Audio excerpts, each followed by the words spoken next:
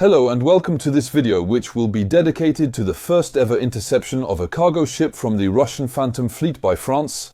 This ship, Pushpa, was targeted by the French Navy for several reasons. Like other ships in the Russian Phantom Fleet, it is involved in circumventing sanctions on Russian oil since it comes from the port of Primorsk in Russia and lists its destination as Vadina in India. But that's not why it was intercepted.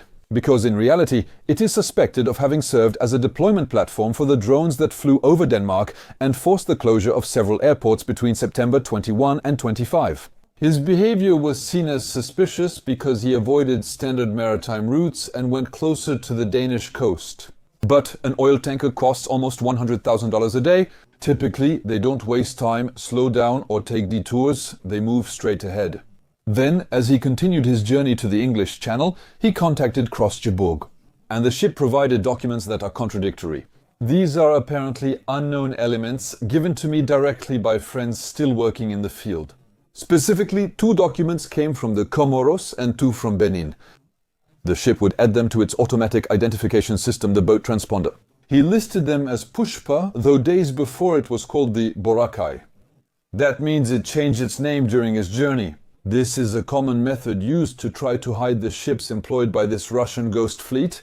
So, as soon as there is suspicion and we're in the French exclusive economic zone, it's possible to organize inspections. In this case, the inspection on board proved that the ship had no insurance since 2023.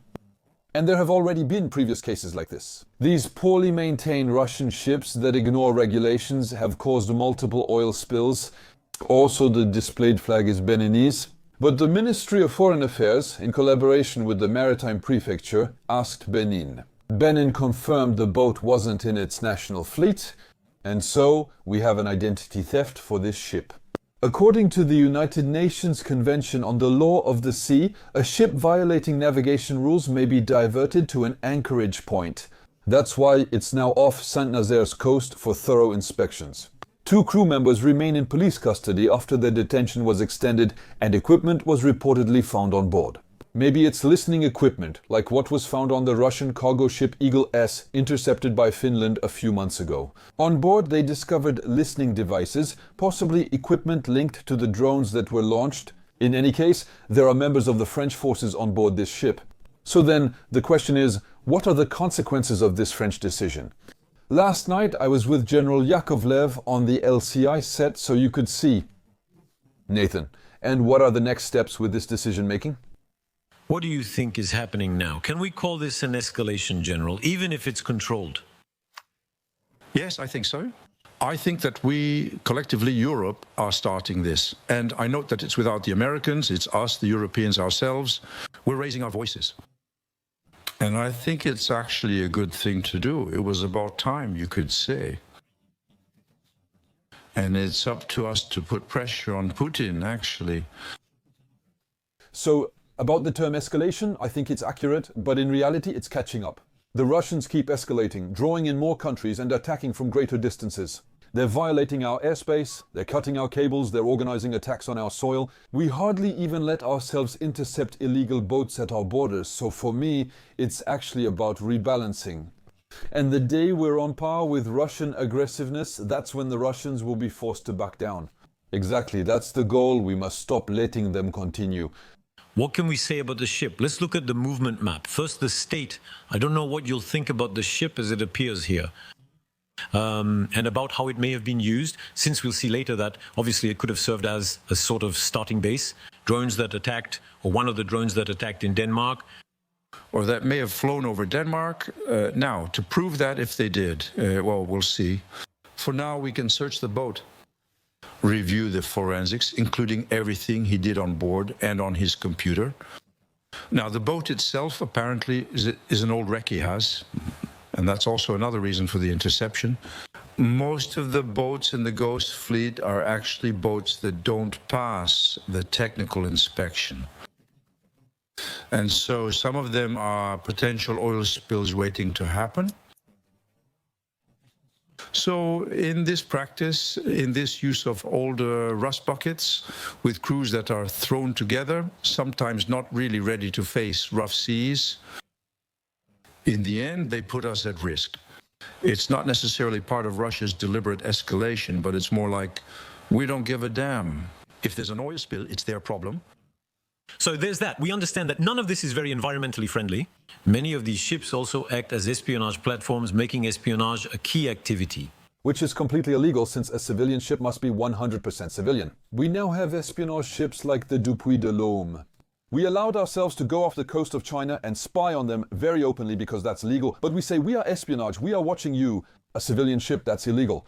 And that's, for example, what the Finns had discovered when they intercepted the Eagle S. So are we going to find the same thing on board this ship? That's a question.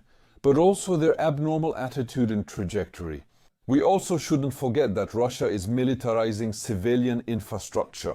We recall that civilian ships hooked and destroyed some of our cables. And then Russia boasts about transforming containers. So containers, a container ship with hundreds of containers passing by. They've modified them to launch missiles. The Club K, for instance, can be launched from containers on any passing ship. Ultimately, any civilian ship could be a threat from Russia to us. General, are we entering a vicious cycle? The Russians are taking various actions and Europeans are responding. Where will it end? So, as Xavier rightly said, in the face of the Russian escalation, we're starting to climb the ladder to catch up with them. That's what I meant by escalation.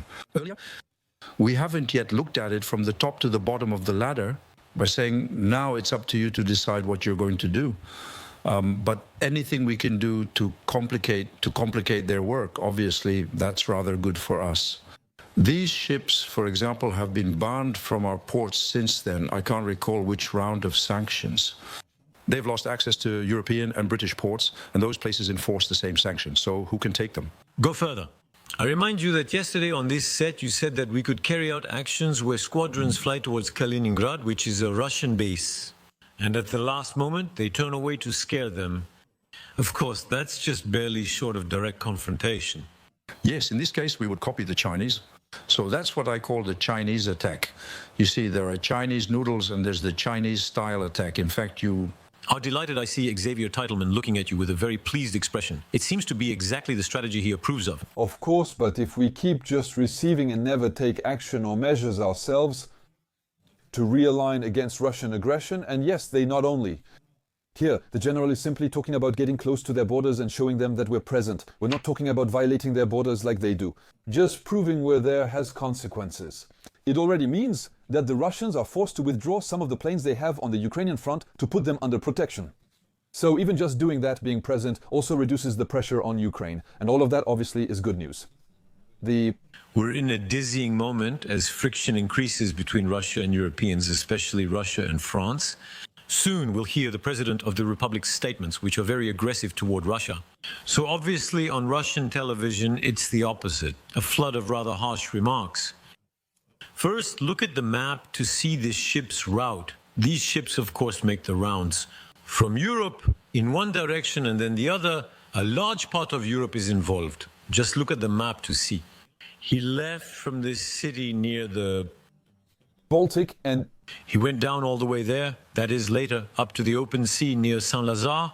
the fact that it also passes off Denmark's coast, right when there was simultaneous flyovers at different airports. And that it didn't have a straight trajectory like that of a ship, we think. In any case, it's possible that on board they have communication equipment to control the drones that may have been launched from this ship. We don't know anything about it. Or that could have been sent from the ground and then piloted from the ship, which had bigger antennas that were easier to hide. That's why, besides what he might have done off our coasts, we might also have the chance to check if they had the ability to be behind these low blows. Once again, Denmark suffered.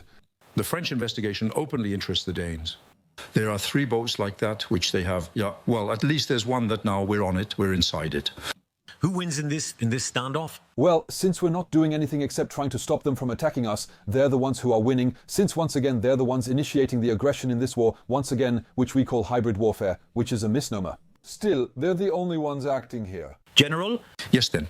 Russian television from the beginning has enjoyed pointing out our weaknesses, sometimes wrongly.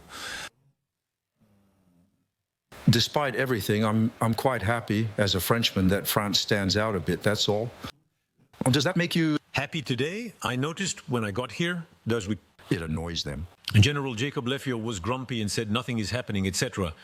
When you arrived, I noticed you were breathing differently. If we annoy them, that's good news for me. Not that I want to, but like we discussed with Xavier, is that we're moving up. We're starting to climb the ladder we're starting to catch up to them. I was surprised. An American from the Phoenician War was on this set. He said if the United States had the drone incident, they wouldn't have handled it the same way. It's hard to imagine them having 20 drones flying around without some retaliation. More than just saying we take note and sending helicopters for prevention. In that case, I don't know how they would have handled it.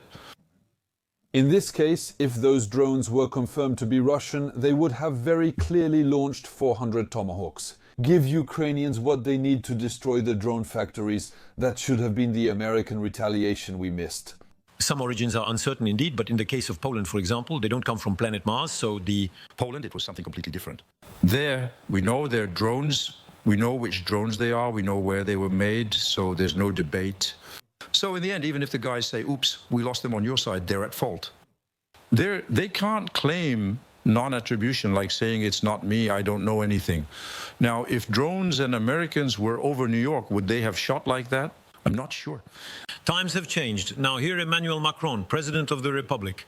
In the context of the summit taking place today in Copenhagen, he is now talking about increased confrontation with Russia. We are in a confrontation with Russia, which for several years now has been a very aggressive player in our informational space. We have seen it during elections as well as elsewhere, which multiplies cyber attacks and obviously has launched a war of aggression in Ukraine, which uses the nuclear threat and, as we can clearly see today, provokes incidents in airspace. All of this is a hybrid set that falls within the realm of confrontation. Times are changing. The President of the Republic often reached out to the Russians, once saying, we must not humiliate Russia, and other times when he says, now is the time to establish a balance of power. Read his comments on uncertainty. Nothing is left out. We have repeatedly told Moscow what we will not do, and that's a sign of weakness. We need to keep Putin in uncertainty. What does it mean when France, specifically about drones, appears to tell Russia, you'll see what happens? Sky Shield. Are we moving toward a real operational response to support Ukraine? One that's not just about occasionally giving 10,000 shells. This means enabling civilian protection in the rear, allowing Polish, French, German and British fighter jets to cross the border, intercept missiles and protect civilians. That would prevent Russia from achieving its strategic objective and from collapsing the Russian economy. So that's the kind of action, I don't know if it will be that one, but that's the kind of action that could lead to de-escalation from Russia. We get more involved without risking our people, such as sending troops to the front lines. Instead, we stay safely in the rear. To protect civilians, the general is proposing this solution, especially since 2022. Sky. Shield for Current initiative. Is the sky over Ukraine closed? at least over the West. General? Yes, Basically, yes. And it would be an act we warn about beforehand because we can't set it up in 24 hours either. So we warn beforehand what they would give to the Russians. Time to, I don't know, maybe offer some guarantees. So maybe we should stop getting upset, you see? And then we set this up calmly. Well, calmly, no, at least at our own pace. And here, it's an act in the sky, in the Ukrainian electromagnetic space, and on top of that, it's a strong act. The Russians will complain and accuse you of co-belligerence, but that's just part of being at war. We'll let them shout, fine. You say we'll let them shout. For now, no European country has dared to take the step. None. Exactly. I regret it now, honestly, but the tone is changing. In Europe, the heads of state and government are gathered today. And not just the European Union, since it's expanded, it's the Council of Europe. Gradually, we're going to end up getting annoyed, as Bernard Blier would say. Look at how France is actually changing its tone. And that's coming through the German press. We're addressing the most sensitive point of tension between the two nations. President Emmanuel Macron gave this interview to the German daily Frankfurter Zeitung while visiting Copenhagen. I'm working on updating our doctrine. We're discussing nuclear issues, and I want to keep deepening our strategic dialogue with interested Europeans. There's a European dimension. Since 1969, following de Gaulle's tradition, we've always said that. Well, still, since 2026, I will deliver a speech on nuclear doctrine. Obviously, we can imagine that in Moscow, they're following this very closely. What more can he do?